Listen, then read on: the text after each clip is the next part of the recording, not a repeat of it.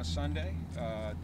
Sorry. It's like a Tuesday in terms of our preparation, so it was good work today, and feel like we've put the loss behind us and applied the lessons we learned, and they came out with a great attitude today. We had good meetings this morning. We'll have some more meetings this afternoon, and then tomorrow will be like a Wednesday for us. So just focusing on continuing to improve and trying to get a win this week on Thursday night. With the punting situation, is there anything you guys can do to switch that up at all? Yeah, I mean we're working on some things continually. I would say if there's a positive in the punting situation is that we're not getting many return yards against us. So it's always, yeah, so that's something.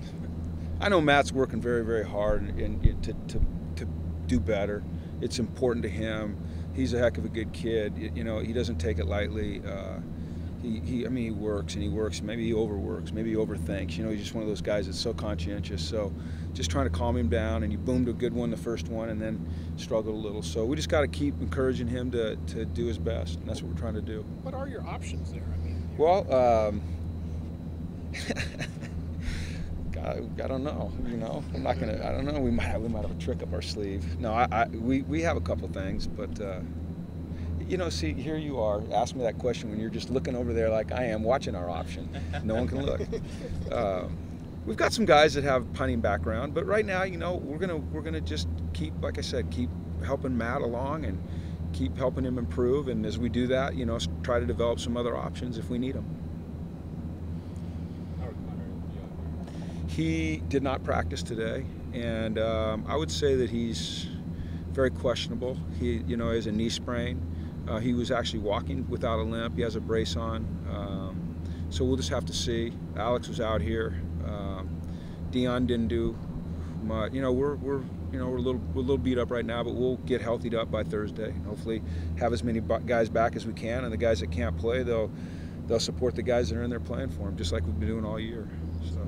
Kenny Young wandered in a little late. Kenny had a death in the family, and so his grandmother passed away, unfortunately, and so.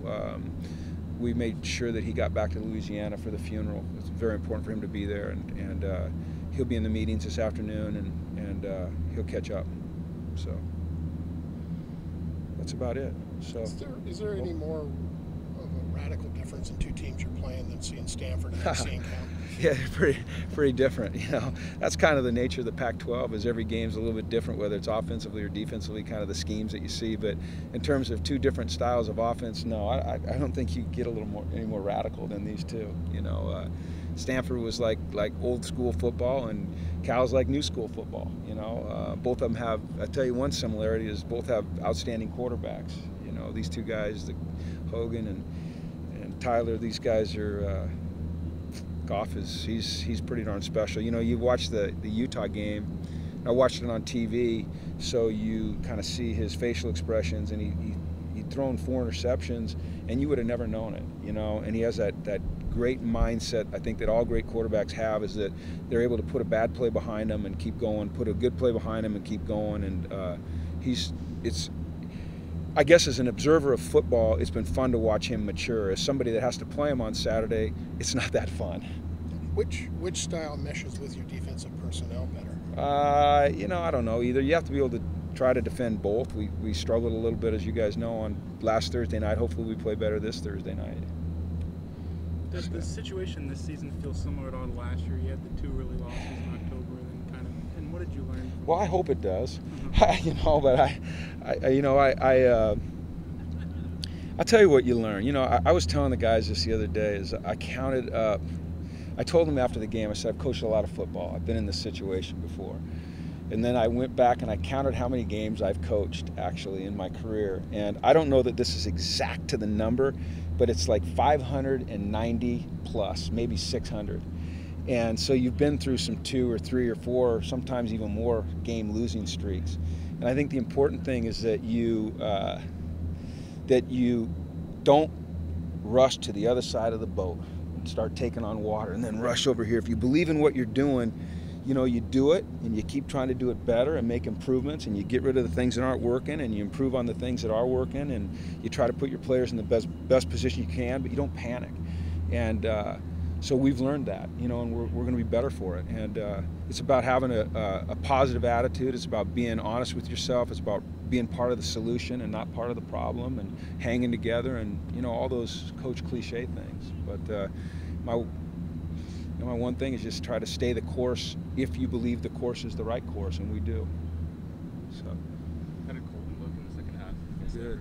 Colton played well. You know, you're always trying to look for silver linings in anything, and I think if there's a silver lining from Thursday night, it's that Fred Uluperi got a ton of time at guard because he had to play the whole second half in place of Alex. Alex tried to go for one play, and then he just couldn't go. And Colton got to play a ton, and they both performed very well, and that'll help us down the road.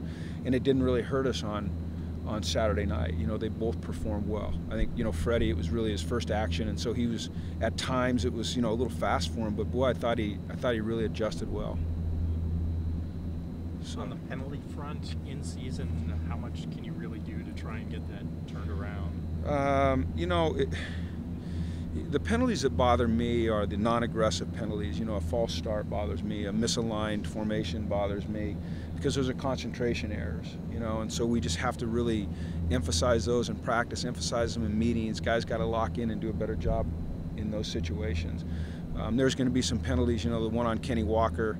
You know, it's really hard to get on him about that. He's peeling back.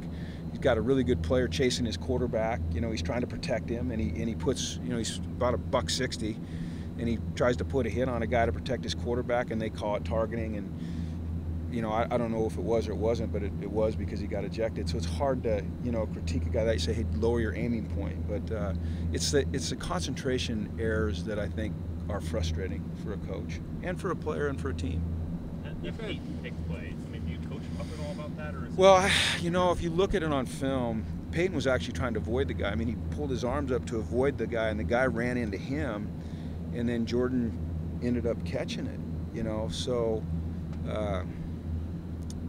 you know, it just, that's the kind of the breaks of the game sometimes. You know, everybody sees things a little bit differently. Obviously, you know, the backward pass I saw a little bit differently than they saw. Fortunately, it worked out. It's the very first time I've challenged a play in 4 years.